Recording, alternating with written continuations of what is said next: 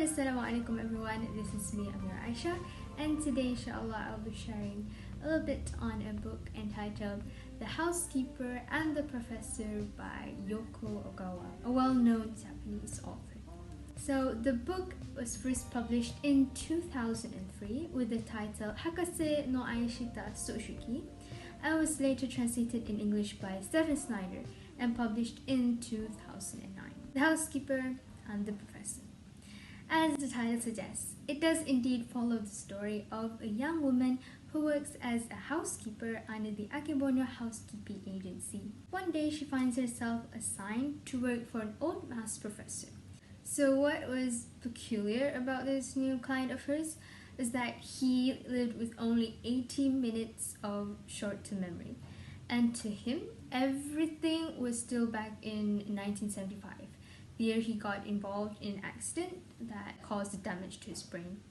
So although this incident took away his ability to recall anything beyond this 80 minutes tape of his, and even his career and his work, so he still remembered all these formulas, these laws, these equations and mathematics. To him, numbers had always been his best friend.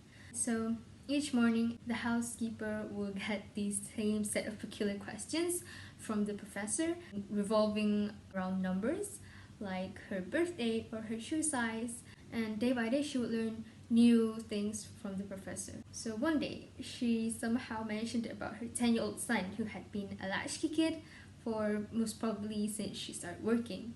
And this information made the professor quite displeased, and so the professor quite literally chased the housekeeper out of the cottage.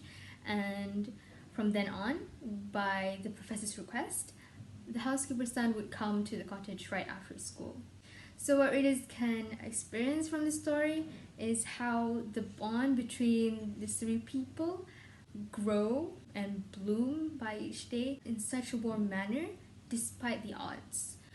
And we can see from the story how the professor teaches them to view numbers in a whole new perspective in such wonderful ways, and how he is still so humble even though he knows so many things. And despite of that, he does have his own weaknesses. So in turn, the housekeeper and her son would help the professor in as many ways as they could, and together they become family. And what's very amazing about the story is that Yoko Ogawa is able to thread the magic of mathematics into the beauty of words, and she did so brilliantly. The story is so well written, and me as a reader, I became attached to the characters and I grew along with them. So perhaps if you give it a read and you're a sentimental person like me, you might cry a little at the end, because I surely did. So like any other good book, this one surely does have a lot to learn from. Maybe if you come across it from in your local library, or maybe your school library, you can give it a try. All in all, this is a very warm and pleasant read. So I think that is all for me. Thank you so much for listening to me babble. And until next time, inshallah, please take care and Assalamualaikum. Goodbye.